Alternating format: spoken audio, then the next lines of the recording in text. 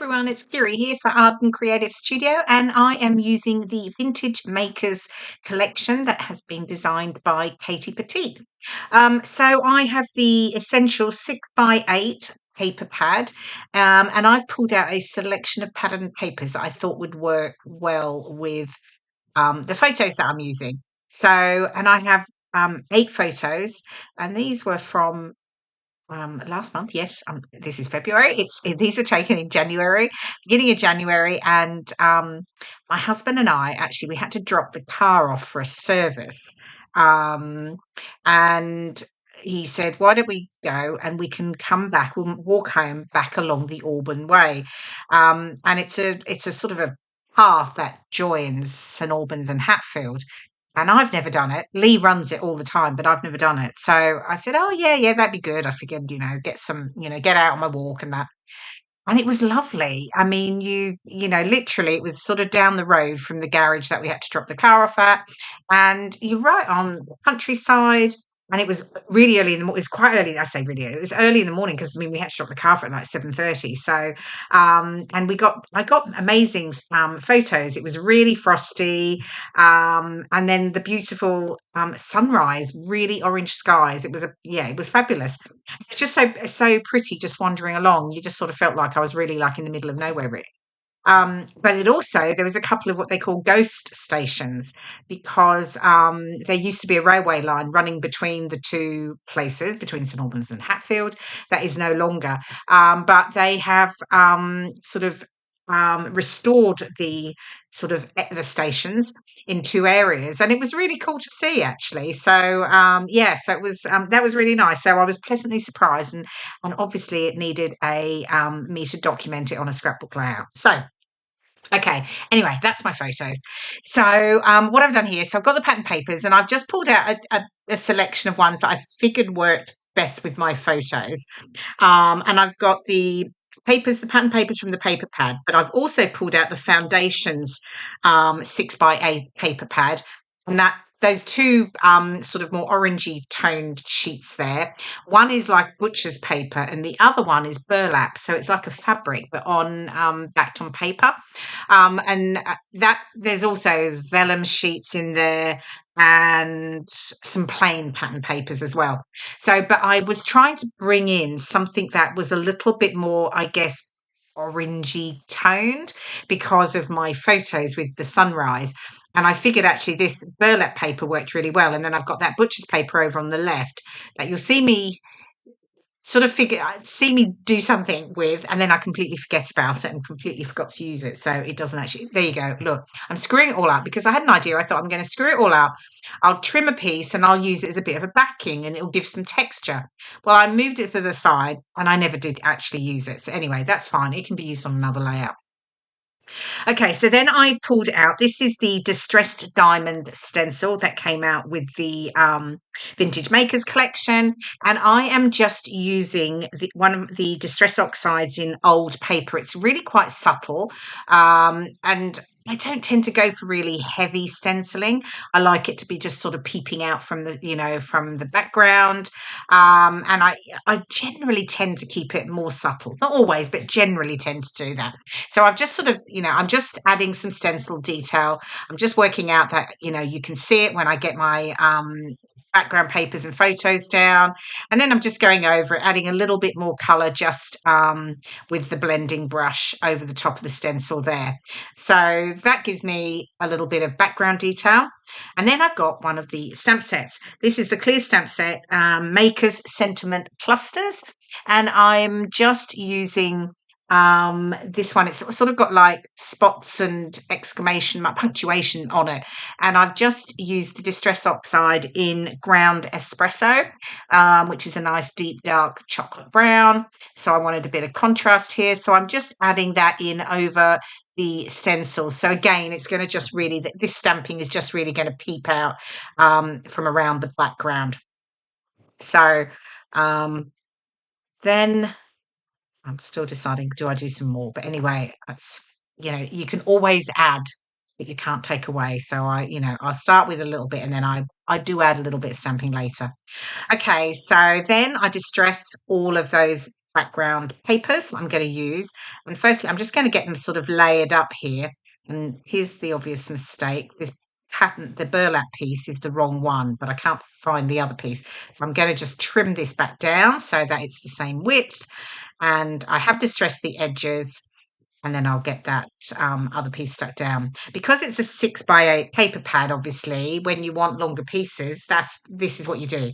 Cut them in half, and then they can just tuck in behind, and it's absolutely, it works fine. And then I'm just making sure I've got that nice and straight, and I'll get that other piece tucked down at the bottom, so it looks like I've got, 3 pieces of paper layered up. And then I'll just tuck this script one in down on the left side there. So then that's my background, and I can get that stuck down and my photos stuck down. But first, I'm going to have a little bit of a play. So, firstly, I'm going to add my foam pads to the back of the photo strip. So I'm just layering these up. I'm just adding foam at the top edges only, and I do that on both of them, mainly because I just like to get some dimension. I leave it flat at the bottom because often when I'm adding embellishments, they're sitting over the top at the bottom and then tucked in at the top. So now what I'm going to do is I'm pulling out the embellishments. I'm just having a play with where things are going to sit, and so that I'm sort of happy with everything.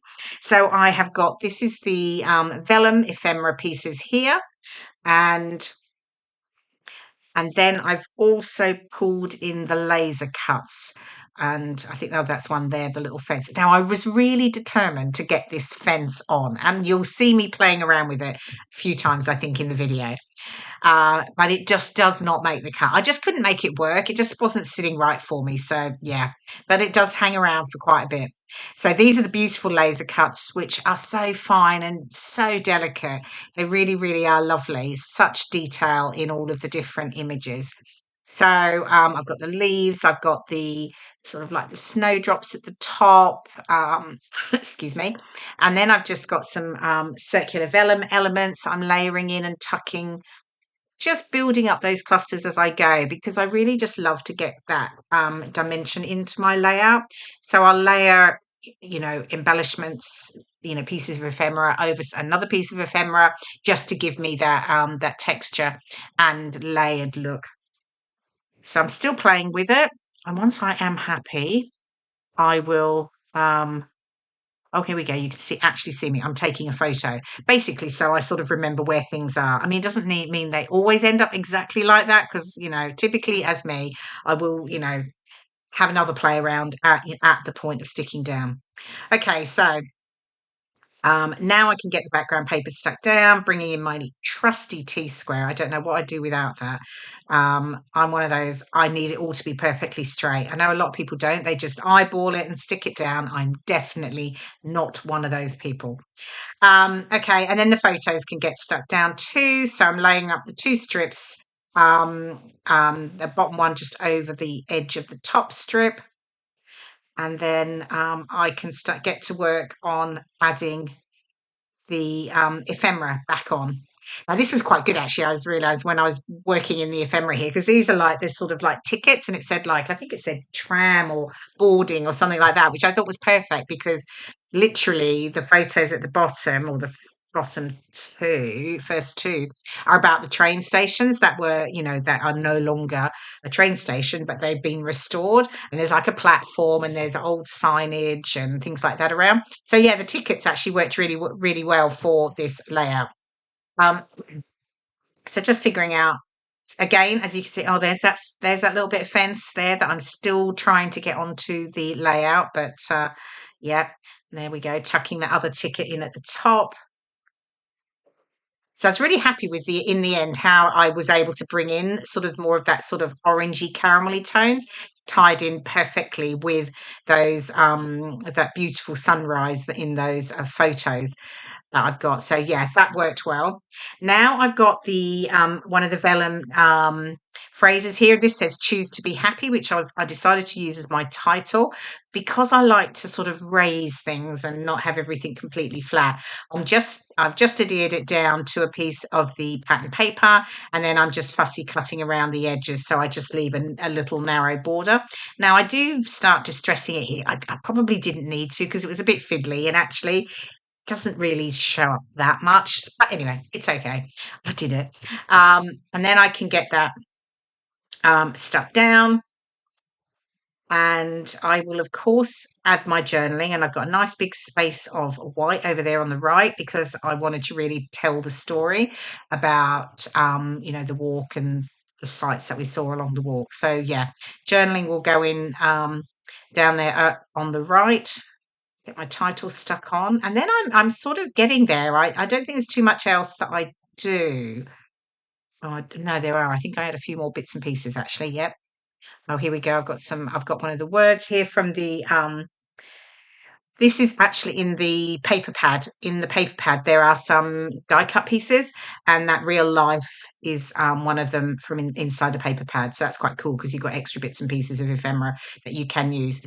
So I did decide to do some extra stamping, and I decided to bring in a bit more of a sort of a caramelly orange colour, and this one is tea dye. And I'm just using, again, one of the clear stamps from that Maker's Sentiment Clusters set, and it's just like lots of little like dots. And I've just brought that in. This is cute. I love this. The Essentials Kiss Cut PET tape. And it's just lots of little like clear stickers. And I'm just adding a few. I've got a heart I'm going to bring in there. I think I bring in another little heart down there on the bottom right. Yes, there it is. And I do actually add in, and I think I do it actually afterwards because I totally realised I wanted to add some more in. But I've got a number of circular elements on my layout, and it tied in really nicely with the arch that you can see in the photo. And then there's another photo, and I'm standing under this sort of like willow type arch. So I was wanting to replicate the sort of circular elements, and there are a few more stickers from that kiss cut tape, and I add those in as well, and you'll see that on the close-ups. So I've realised I wanted to add a little cluster over on the right here. So I've got the circular element in, and I fiddle around here deciding on size of butterfly and what else I do. But I do add a little butterfly and some leaves as well from the laser cuts. So yeah, there we go. I think I'm finally making a decision. Yes. And then I can get those stuck down. So then I think, as I say, I think that's pretty much it, other than those few extra kiss cut tape elements that I add in afterwards. They're little like circular pieces, and I think you'll see a couple of those at the top and down the bottom as well. And there we go. I think we've got here we go. There is the final layout with all my journaling. And here are some of the close-ups. I do hope you've enjoyed watching the process video and find some inspiration to use the fabulous Vintage Makers collection. Thanks so much for watching, and I'll see you again in my next video. Bye for now.